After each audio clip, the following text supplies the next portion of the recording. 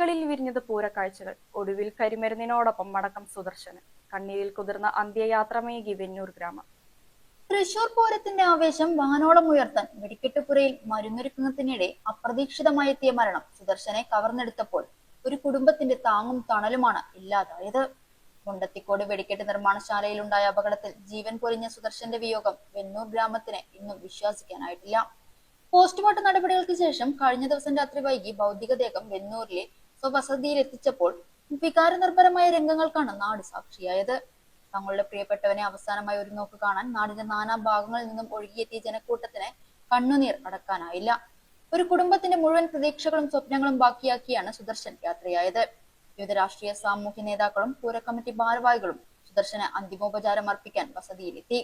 Alathur MP K Radhakrishnan, Pazhanjur block panchayat president Prasanthi, Pazhanjur panchayat president Sajitha Murali തുടങ്ങി ഒട്ടേറെ പ്രമുഖർ കുടുംബത്തിന്റെ ദുഃഖത്തിൽ പങ്കുചേർന്നു. തിരുവമ്പാടി വിഭാഗത്തിന്റെ വെടിക്കെട്ട് സാമഗ്രികൾ നിർമ്മിക്കുന്നതിൽ ഏറെ വൈദഗ്ധ്യമുള്ള സുദർശൻ പൂരപ്രേമികൾക്കെന്നും സുപരിചിതനായിരുന്നു.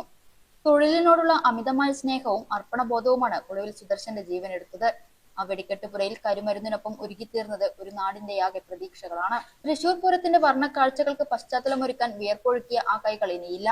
അപകടത്തിന്റെ നടുക്കത്തിൽ നിന്നും മുണ്ടത്തിക്കോട് ഇനിയും മുക്തമായിട്ടില്ല.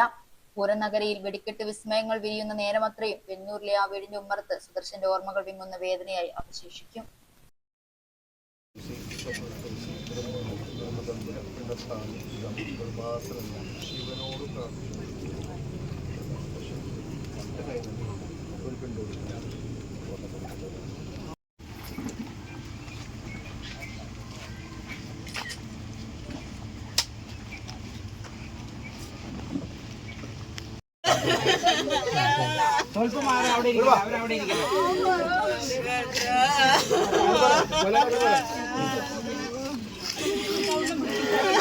അവിടെ